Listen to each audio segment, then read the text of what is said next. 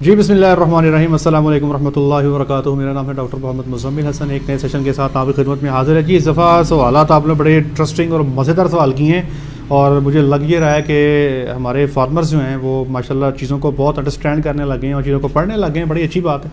Dairy industry हमारी बहुत ऊपर जा रही है। अगर आप लोग इसको स्टडी करेंगे, इसको अंडरस्टैंड करेंगे तो इंशाल्लाह इंडस्ट्री में हम लोग तरक्की करेंगे। आज के सवाल हमारे बहुत दिलचस्प हैं, बहुत इंटरेस्टिंग हैं और अगर आप लोगों के मज़ीद कुछ सवाल हैं तो नीचे डॉक्टर उस्मान का नंबर मैंने चला दिया है, आप उनसे रब्ता कर सकते हैं, उनको अपने सवाल भेज सकते हैं। हम एक हफ़्ते के अंदर कोशिश करेंगे आपके सवाल के जवाब आपकी खिदमत में पेश कर देंगे। तो पहला सवाल है जी हमारे पास, सर हमारी काऊ 1 मंथ की प्रेगनेंट थी, डॉक्टर ने रात को वैक्सीन लगाई तो सुबह को काऊ ने अबॉर्ट कर दिया।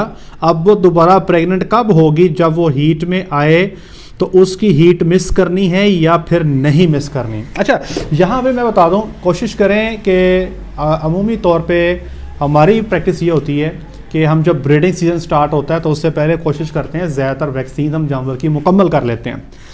कोशिश करें कि इंसेमिनेशन से पहले आपका जानवर जो है वो उसकी तमाम वैक्सीनेशंस हो जाएं। अगर फॉर एग्जांपल कोई रह गई है तो कोशिश करें कि इंसेमिनेशन के कोई 1 महीने के बाद आप लगा लें। लेकिन हाँ, अगर कोई आउटब्रेक है, बीमारी को चल रही है, आप FMD आ गई मिसाल के तौर पे, तो वहाँ पे फिर वैक्सीन करते हैं क्योंकि वहाँ पे जानवर ज़्यादा इंपॉर्टेंट हो जाता है। अच्छा, अब आप कह रहे हैं कि 1 माह की प्रेग्नेंट थी तो सुबह को डॉक्टर ने वो अच्छा, अब अबॉर्शन जो है आपको पता कैसे चला? एक तो ये इंपॉर्टेंट है क्योंकि 1 मंथ की अबॉर्शन पे बाद का छोटा सा मैस बाहर निकलता है, बाद का तो नहीं होता, एब्जॉर्ब हो जाता है बच्चा, या बाद का जानवर हीट में आ जाता है।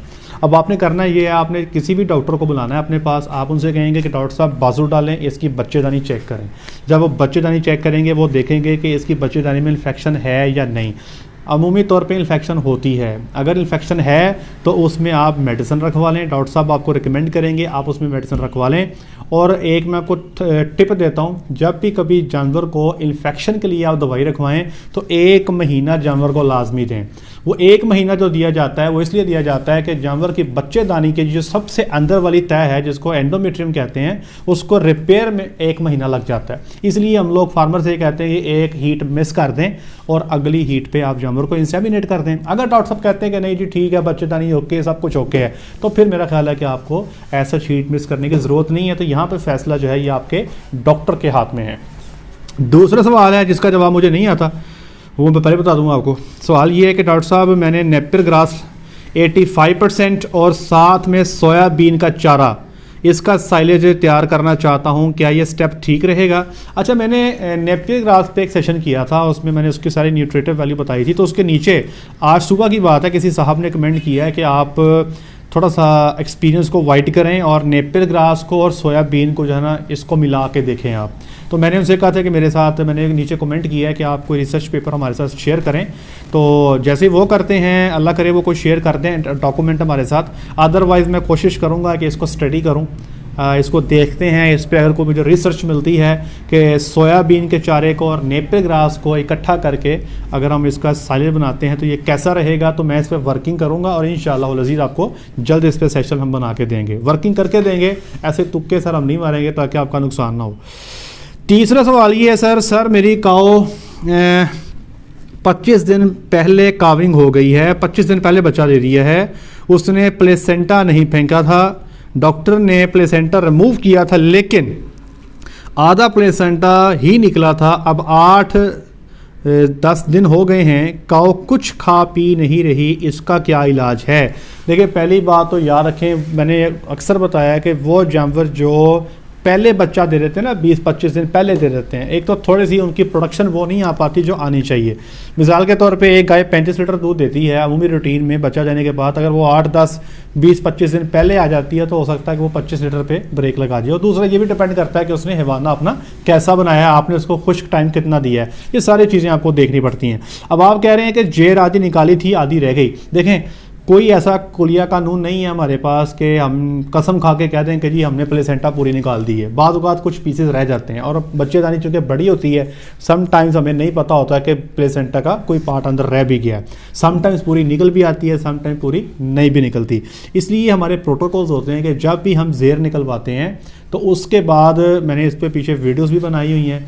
जब भी बेज़ेर निकलवाएं तो उसके बाद जानवर को 4 से 5 दिन एक तो एंटीबायोटिक लाजमी दें, ठीक है जी।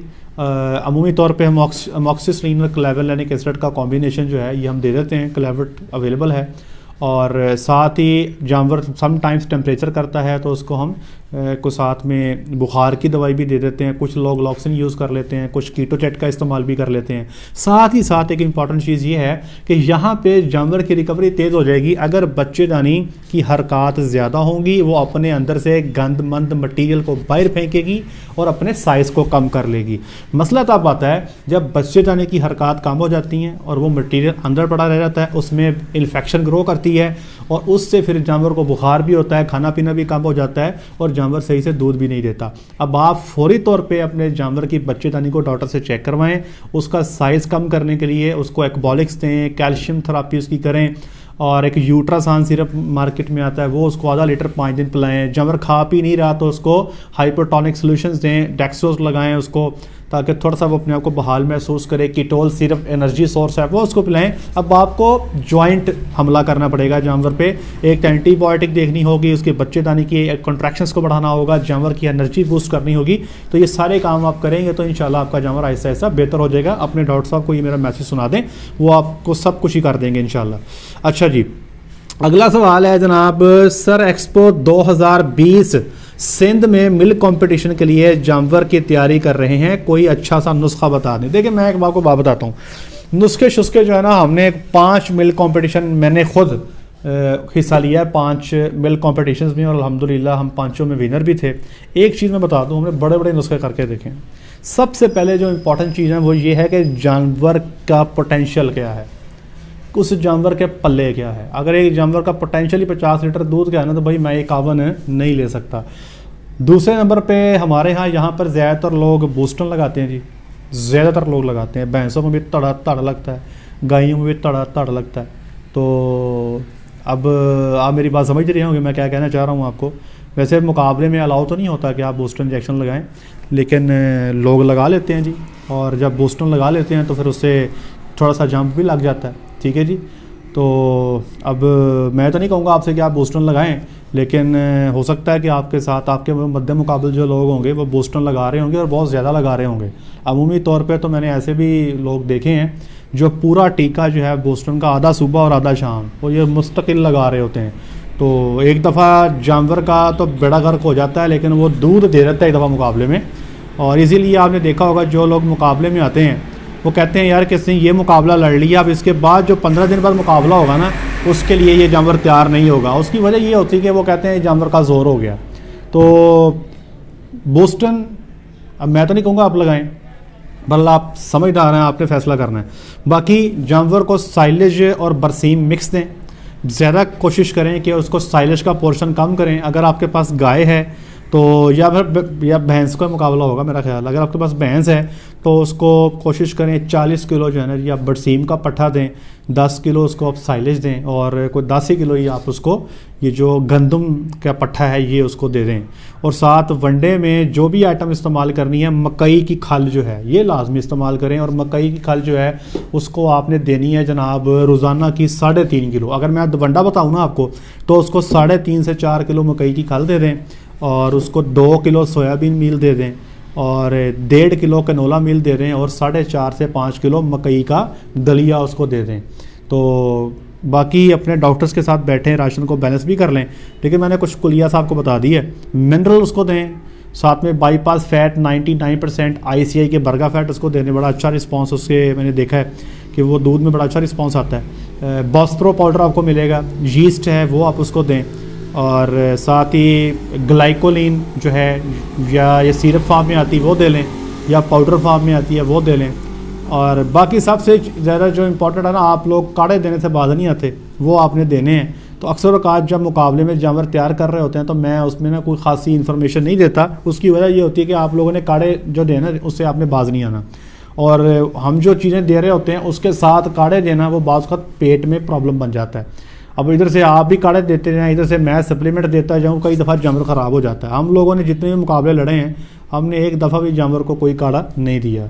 और अल्हम्दुलिल्लाह इस वक्त हमारा जो नेशनल रिकॉर्ड है गाय का मिल्क कंपटीशन का 60 किलो दूध के साथ 24 घंटे में अल्हम्दुलिल्लाह हमारे पास, और हमने बिल्कुल भी गाय को कोई काढ़ा छड़ा, कोई मसाला, कुछ भी नहीं दिया।